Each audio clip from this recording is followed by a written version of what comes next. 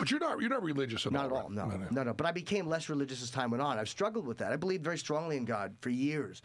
And now I don't know. And my life is great. My life is as good now as it's ever been, better.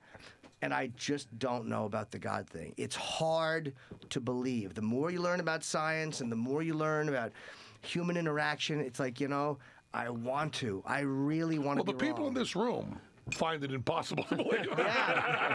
Yeah, no, it's hard, man. And I don't find it impossible yet, but as far as a deity like I was taught in school, I find it virtually impossible to believe. And it's harder now than it was last year, and I'm sure it will be harder next year. Yeah, but the thing that you're hitting here, that I was so happy when I finally read an article by Hitchens, which actually addresses this, because I thought I was alone, is, my mom became an atheist when she was in her 80s. Actually said she was an atheist.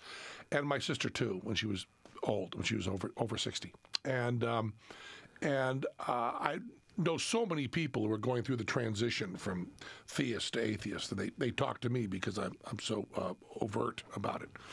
And a lot of people say, I wish I could believe in God. Even atheists say that.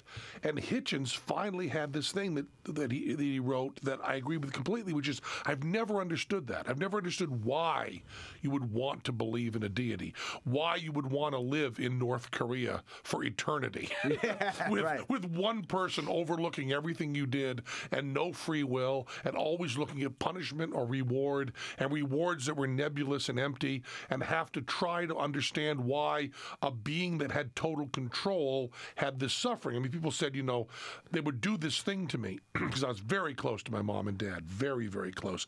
And they would do this game to me, kind of, where they would say, my mom died in 2000, but before that, they'd say to me, so you're an atheist? And I go, yeah. And they go, and your parents are alive? And I go, yeah. And they go, well, when your parents die and get sick, that'll be different. And they would do this challenge, like wait till you suffer. Right. And my mom died, horribly. She was, last year and a half of her life, she was paralyzed. Her brain didn't go at all. She was just quick as could be and just miserable and suffering in every way. And then she died. And I am a complete mama's boy.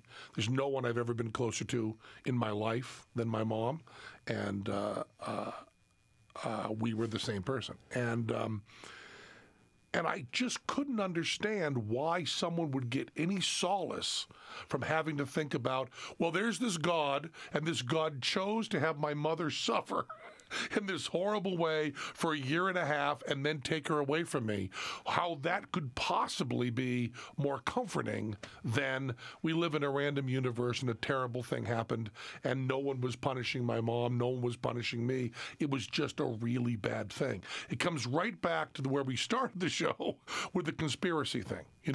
I'm much more able to embrace the fact that things are happening at random. Right.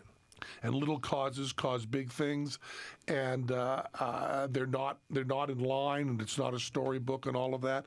And I've never understood why people say they're trying to hold on to the belief. They're trying to see some solace there. Well, the reason I do, we're not even the belief anymore. The reason I hope that somehow quantum physics figures out how we continue to exist. I'm hoping that's all it comes down to. I just don't want to not exist.